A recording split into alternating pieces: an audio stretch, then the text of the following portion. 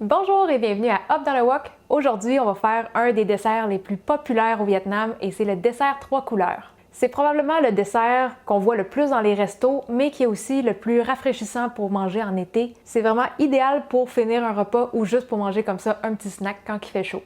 Et les ingrédients qu'on va voir dans la recette d'aujourd'hui nous ont été gracieusement offerts par les supermarchés Kim Phat. Et vous allez voir que même s'il y a plusieurs étages au dessert, chacun des étages, c'est une petite préparation super simple. Donc, on va pouvoir aller voir la liste des ingrédients, mais juste avant, n'oubliez pas de vous abonner à notre chaîne.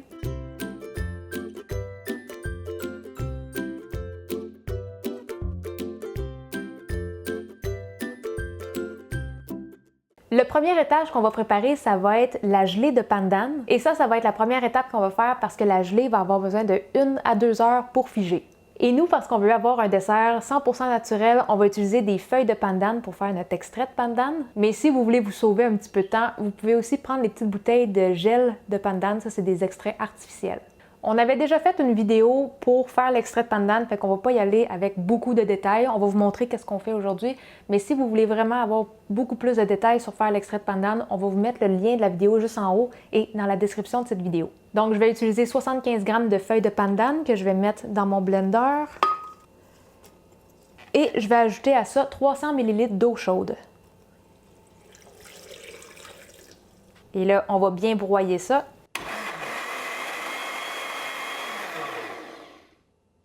Une fois que c'est bien broyé, on va mettre un morceau de tissu dans notre tasse à mesurer. On va verser la totalité de notre mélange. Et là, on va venir lever notre tissu et on va venir presser.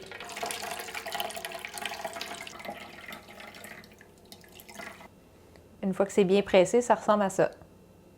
Donc, tous les morceaux de feuilles pressés qui sont rendus un peu secs, ça, on ne va pas l'utiliser, c'était vraiment juste pour le jus. Donc là, on a fait 300 ml d'extrait de pandan, mais nous, on va avoir besoin de 800 ml au total pour faire notre gelée. Fait qu'on va rajouter 500 ml à ça. Ouais, ça c'est bon. Et on peut mettre ça dans notre marmite.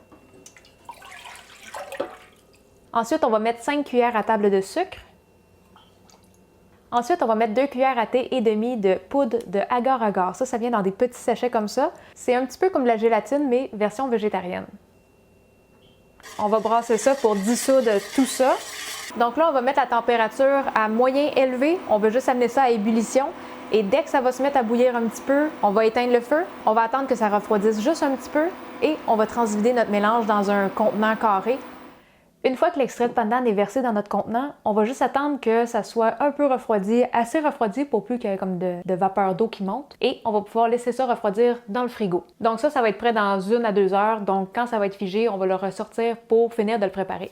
Et en attendant, on va pouvoir préparer le prochain étage qui est l'étage d'haricots rouges. On va utiliser une conserve au complet et on a juste besoin de venir la rincer sous l'eau pour enlever tout le jus de canage et le sel qu'il pourrait avoir dedans. Une fois que nos haricots sont rincés, on va pouvoir mettre une demi-tasse de sucre ou 100 g dans une casserole et on va mettre 25 ml d'eau. Et là, on va faire dissoudre ça à feu doux. Une fois que le sucre est complètement dissous, on va pouvoir ajouter tous les haricots et on va continuer de cuire ça pour environ 5 minutes à feu doux.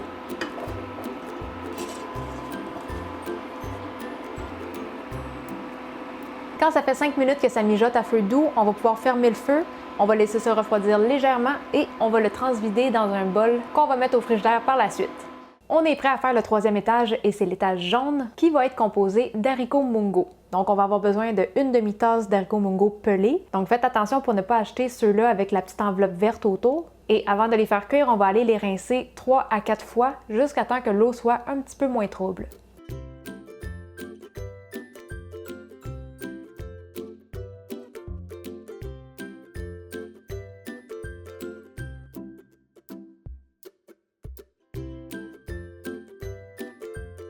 Une fois qu'on les a assez bien rincés, on va remplir la casserole jusqu'à la moitié et on va pouvoir aller faire cuire ça. Donc là, on va allumer ça à feu moyen élevé. On veut amener ça à ébullition et on va faire cuire les haricots jusqu'à ce que le centre soit tendre. Si jamais en cours de route, vous voyez qu'il y a beaucoup d'écume qui se forme à la surface, vous pouvez venir écumer avec une petite passoire. Quand on commence à voir des haricots qui sont semi-éclatés, qu'on voit qu'ils sont presque tous transparents, là, on peut aller les égoutter. Une fois que c'est égoutté, on va les remettre dans la casserole.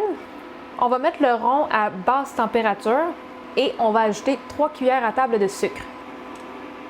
Et là, avec notre spatule, on va tout venir mélanger ça. Et en mélangeant, on peut venir écraser les haricots. Et on va faire ça jusqu'à temps que les haricots deviennent un petit peu plus comme une pâte. C'est sûr qu'il va rester encore de la petite texture de haricots, mais on veut juste avoir une pâte qui se tient un peu mieux. Si jamais vous voulez vraiment avoir une pâte super lisse, vous pouvez la passer dans un robot mélangeur pour vraiment la réduire en purée. Mais dans ce dessert-là, j'aime ça quand il reste encore des petits morceaux. Et là, on peut voir que c'est pas encore tout à fait comme une pâte, mais je pense qu'on va arrêter la cuisson là parce que ça va quand même durcir beaucoup. Donc on ferme le feu et on peut transférer ça dans un bol. Donc ça aussi, on va laisser ça refroidir un petit peu. Après ça, on va couvrir ça d'une pellicule de plastique et on va laisser ça au frigo le temps que ça refroidisse complètement. Et là, on est rendu à la dernière étape, ça va être l'étage blanc. Et c'est le mélange de lait de coco, c'est vraiment l'ingrédient qui va venir lier tous les ingrédients ensemble. Pour ça, on va avoir besoin d'une conserve de 400 ml de lait de coco. Encore une fois, on va mettre ça dans une petite casserole. On ajoute 2 cuillères à table de sucre. Et on va mettre une petite touche de sel. Ça peut varier de 1/8 à 1/4 de cuillère à thé de sel. Ça, c'est vraiment selon vos goûts. Moi, j'y vais avec 1/4 de cuillère à thé de sel. On va allumer ça à feu moyen et on va venir mélanger. Et là, on ne veut pas nécessairement amener ça à ébullition. On veut juste faire chauffer le mélange juste assez pour faire dissoudre le sucre et le sel.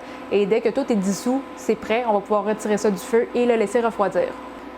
Ça, c'est prêt. On va pouvoir l'enlever. Et aussi, on a la gelée de pandan qu'on n'avait pas complètement terminée. On va attendre que ça soit complètement figé et ensuite, on va pouvoir découper des petites lanières. Et après ça, pour vrai, on va pouvoir juste assembler tout le dessert. Fait qu'on va laisser ça refroidir et on vous revient. Notre gelée de pandan est prête. Ça fait à peu près 1h30 que c'est dans le frigo. Donc là, on va pouvoir juste venir le démouler.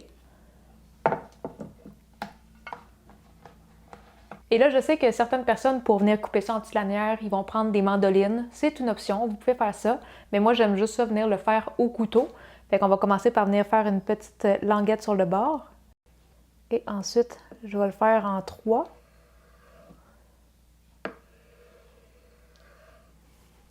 Et on va venir faire des petits morceaux de 1 à 2 pouces. Ça va faire des petits morceaux comme ça.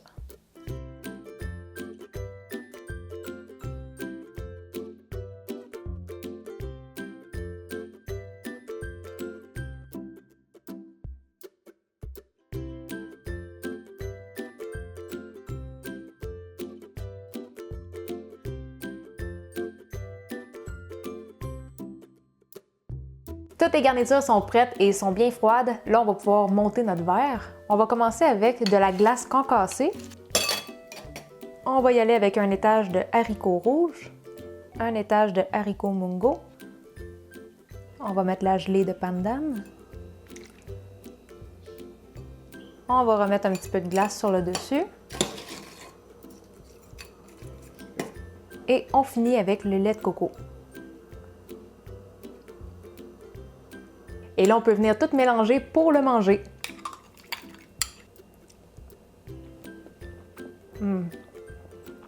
J'aime tellement ce dessert-là. Et ça va être le dessert parfait pour cet été parce que ça rafraîchit.